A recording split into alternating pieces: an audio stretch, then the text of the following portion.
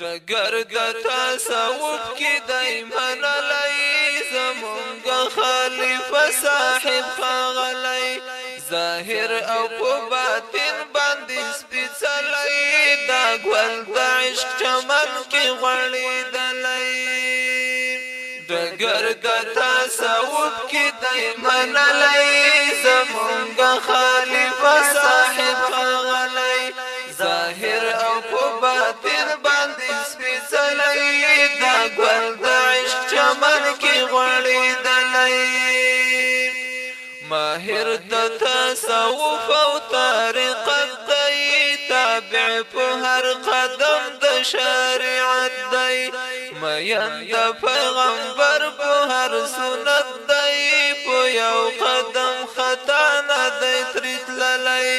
مین د پیغمبر په هر سنت دی په یو قدم خطا نه دی ترې تللی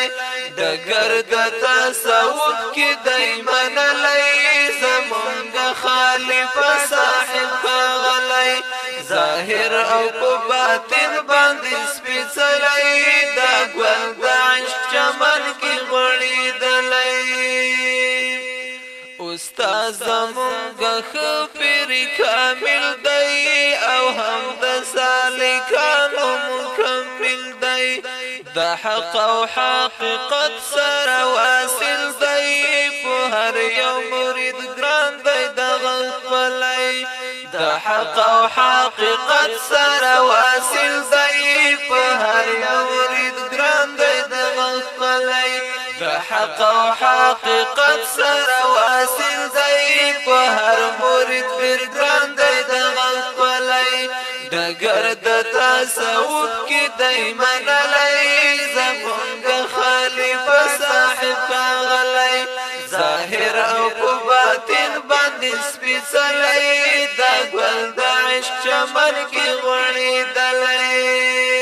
د علم او عمل ښه نمونه ده هر یو صفت ډېر زیات عجیبه ده اخلاقو د نبي باندې ښایسته ده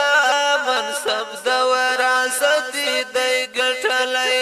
اخلاقو د نبي باندې ښایسته ده منصب د وراثت دی ګټلی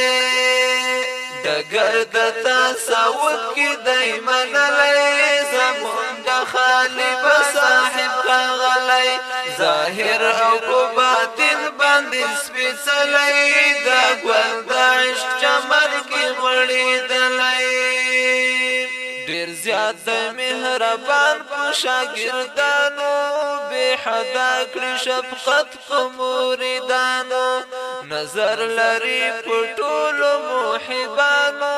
هر یو مرید یې څومره ښه روزلی نظر لري په ټولو محبانو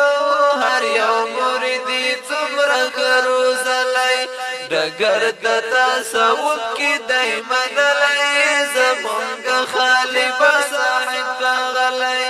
ظاهر او په باطن باندې سپېڅلی دا ګل د عشق چمن کې غوړېدلی تلقین مونږ